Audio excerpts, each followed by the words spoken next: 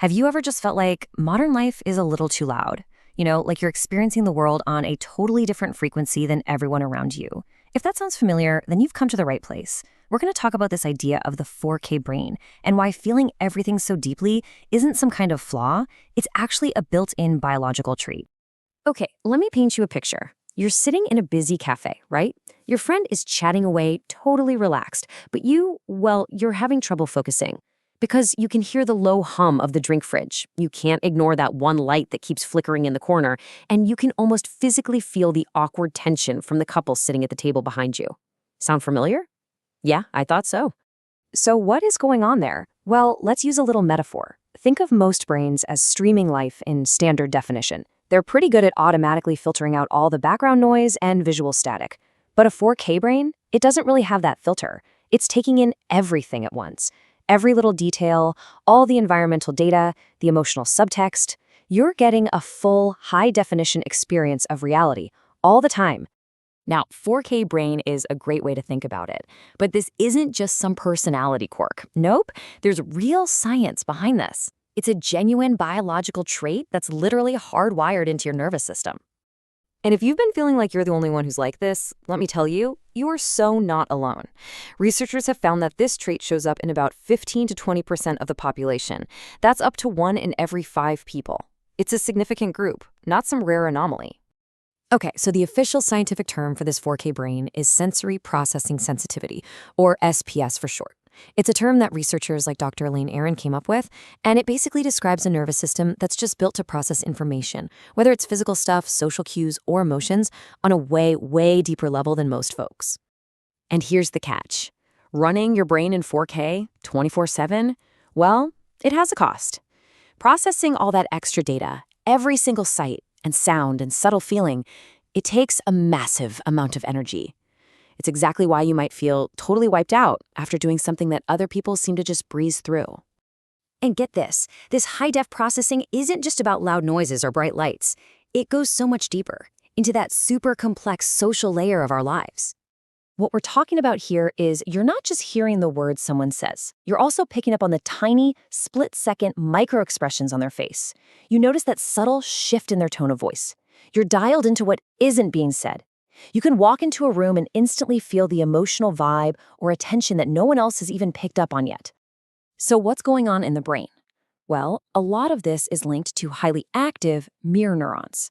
Those are the brain cells that fire when we do something, but also when we see someone else do that same thing. For people with SPS, these neurons are often working overtime, which means you're almost feeling what other people are feeling, but with a much greater intensity.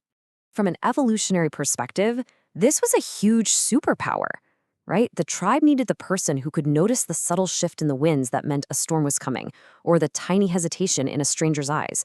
It was a literal survival skill. The problem is our modern world, with the open plan offices, the constant phone notifications, the flashing city lights, it wasn't designed for a nervous system this finely tuned. It's a total evolutionary mismatch. So, what do you do about it? This brings us to a really crucial shift in thinking. It's about understanding why you need that quiet time and seeing it as an act of recharging, not retreating. I really want you to let this one sink in. The next time you feel that overwhelming urge to leave a party early or to just spend a whole Saturday by yourself, you're not being antisocial. You aren't avoiding people. You are actively and wisely regulating your own nervous system after it's been pushed to its absolute limit. For years, you might have been telling yourself the story on the left here, that you're just weird or weak, or maybe you're not a people person. But the reality on the right is so much simpler. You've just hit cognitive overload. Your brain's processor is overheating from all that 4K data, and it needs to shut down a few programs to cool off and reset. That's it. In a culture that's always screaming, go, go, go, and celebrating extroversion, this is so important to hear.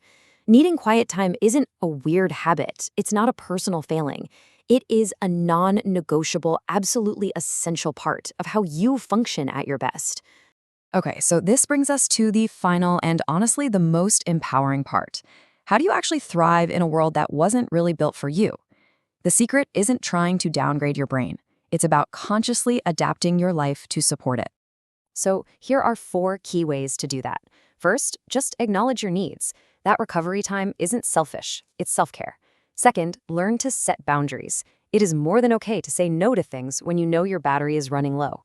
Third, prioritize depth. You probably get way more out of one deep, meaningful conversation than hours of surface-level small talk.